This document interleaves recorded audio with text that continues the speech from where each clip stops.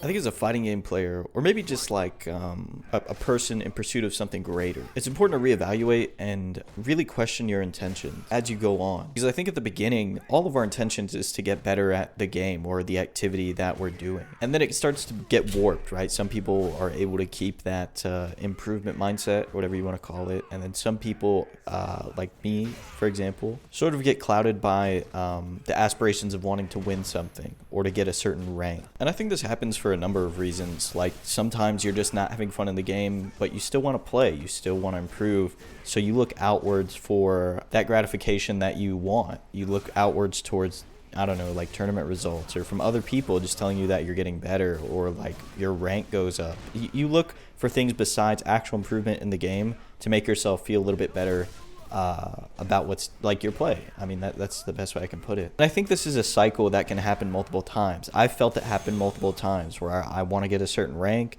I start playing for wins and rank instead of like actually getting better. And then you catch yourself, sort of like I am right now. Sometimes people will ask me for sets, or I used to ask people for sets who were way better than me and would just beat me up, and then I would learn from it.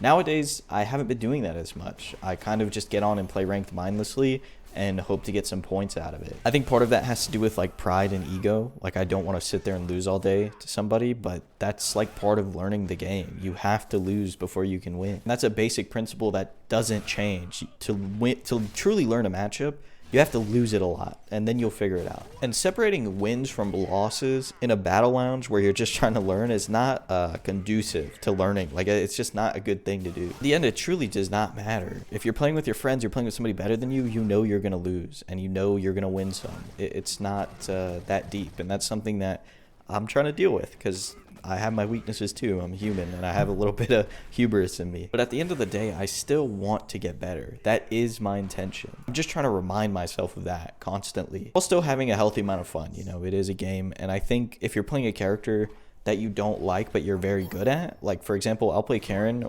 a lot, even though I'm kind of bored of the character. I don't want to play her anymore, just because I feel like I'm better and that's the character I should be playing. But in reality, the character you should be playing is the one that you have the most fun on. That's the one that keeps you on the game, and that's the one that keeps you learning. As far as my goals go, I just want to improve at Minot. I want to get better at that character while, you know, getting better at Street Fighter as a whole, but that character specifically.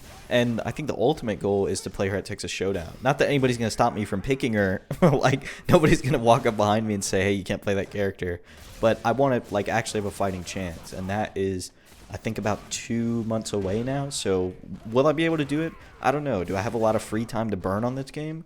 Yes, I do, unfortunately. So the way I've been going about it pretty much is I've been using the Sonic Fox method. I made a video about that a long time ago. It's a Dbfz video, but it does apply to Street Fighter still, in which they said their order of importance basically goes from general gameplay mechanics to the character's archetype to neutral, punishment, and then combo. And I think I've been playing Street Fighter V long enough to understand the gameplay mechanics, like the general universal mechanics of the game and how it works. What I'm kind of struggling with is the archetype, because it is quite different from anything else in the game. It's kind of a zoner mixed with a poke character. I don't really know how you would classify Minot, but by far the part that I struggle with the most is the neutral, because you kind of have to treat her buttons like fireballs in a sense. If you press one that's super negative up close, some characters can punish it on block because it's like -18.